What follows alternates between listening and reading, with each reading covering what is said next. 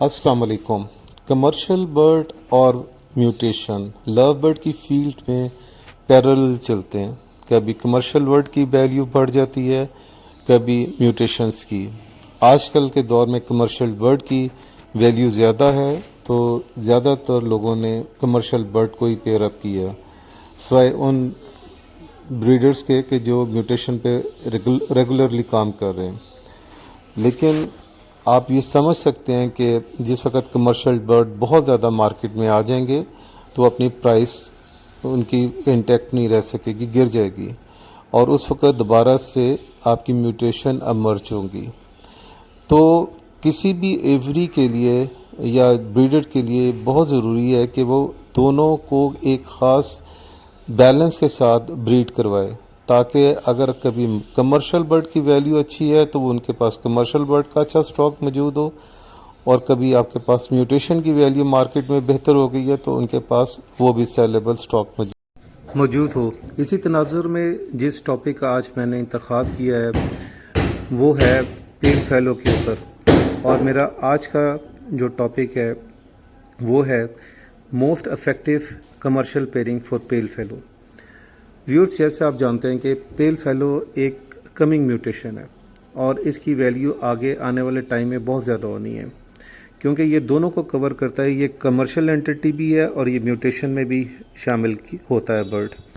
पेल fellow एक recessive breed है, mean के जब तक इसके क्रोमोसोम मेल और फीमेल दोनों के नेक्स्ट जनरेशन में ट्रांसफर में नहीं होते, हमारे पास विजुअल बर्ड नहीं आता, अनलाइक आपका ओपलाइन जो कि डोमिनेंट है, और उसका अगर मेल या फीमेल एक भी ऑफलाइन है तो आपके पास नेक्स्ट जनरेशन में आप विजुअल बर्ड आ जाता है। इसी तरह पेल फेलो को जिस वक्त आप पार ब्लू से मिलाते हैं तो पार ब्लू एक ऐसी म्यूटेशन है जो कि किसी भी म्यूटेशन की क्वालिटी को बढ़ा देती है।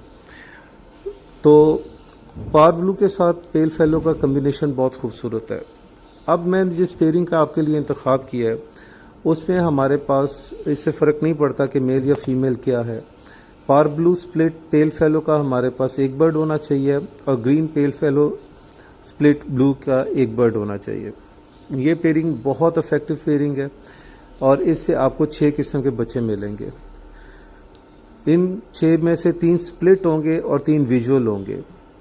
खूबसूरती विजुअल बर्ड में आपके पास बोथ मेल और फीमेल में ग्रीन पेल फेलो स्प्लिट B1 B2 आएगा।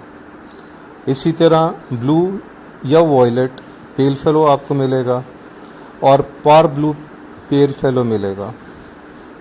ये बहुत ही वैल्यूड बर्ड हैं तीनों।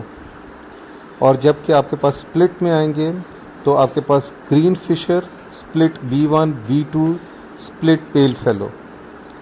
दूसरा बर्ड आपके पास आ सकता है blue fisher split pale fellow या violet fisher split pale fellow, और थर्ड पार ब्लू स्प्लिट पेल फेलो।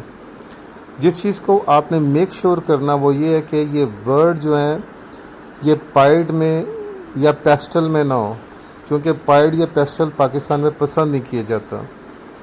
इसी तरह आपने यूविंग बर्ड यूज़ नहीं करना पेल फेलो में, क्योंकि उसके रिज़ल्ट भी अच्छे नहीं आएंगे।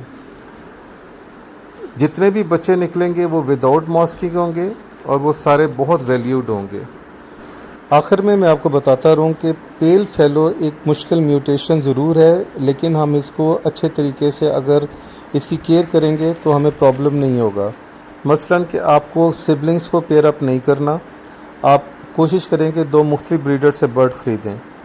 इसी तरह आपने उनको विटामिन्स, उनकी प्रोबायोटिक्स और जितनी भी मिनरल्स हैं वो देने हैं, तो इंशाल्लाह आपके बर्ड ज़रूर ब्रीड करेंगे। मुझे अपनी दुआ में याद रखिएगा, अपने कमेंट से मुझे आगाह करते रहिएगा। अपना बहुत बहुत ख्याल रखिएगा।